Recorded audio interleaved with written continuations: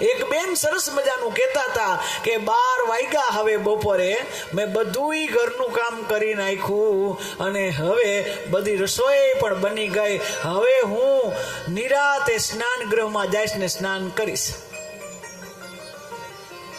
હવે આને તમે પવિત્ર કહેશો કે અપવિત્ર કહેશો? નકર સ્નાન તો એ પણ કરે છે. આગ્રહ, અંતર બાહ્ય બંને પ્રકારની પવિત્રતા. તો આ કળિયુગના પ્રભાવના હિસાબે દયા દાનન વિદ્યતે, દયા વહી ગઈ. દુખીને જોઈને એક દુખી ઓર વધે છે. અહીંયા તો દુખીને જોઈને દુખી થવું એ દયા નથી.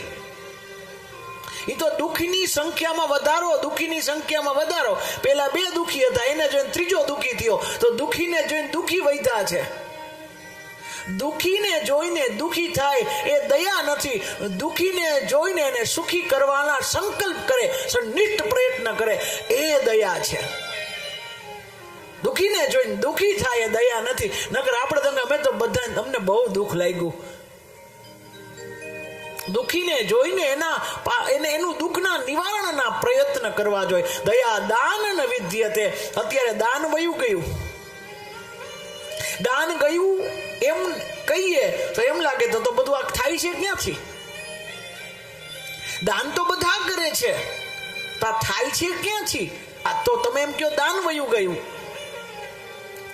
દાન તો છે, પણ દાનની પાછળની જે ભાવનાઓ છે, જે એની પાછળની વિચારતા છે, વિચારિતા વહી ગઈ છે.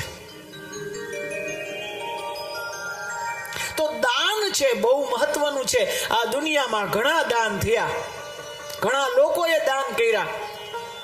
કોઈ દાન માટે કર્ણને યાદ કરે કે દાનવીર કર્ણ, બધા યાદ કરે. બધા ગાના જેવો દાનવીર ભામાશાને યાદ કરીએ. બધા દાન માટે વ્યક્તિને યાદ કરે.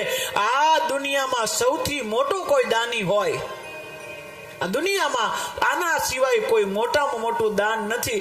એટલે એ કેવલમ કહી શકાય, બલિરાજાનું એ બલિદાન છે, એના જેવો કોઈ દાની ન થઈ.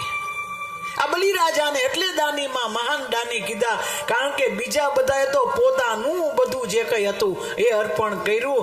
બલિદાન એટલે કહેવાય બલિરાજા પોતે અર્પણ થઈ ગયા ભગવાનને. એટલે બલિદાનનું બહુ મહત્વ. દાન વયું ગયું.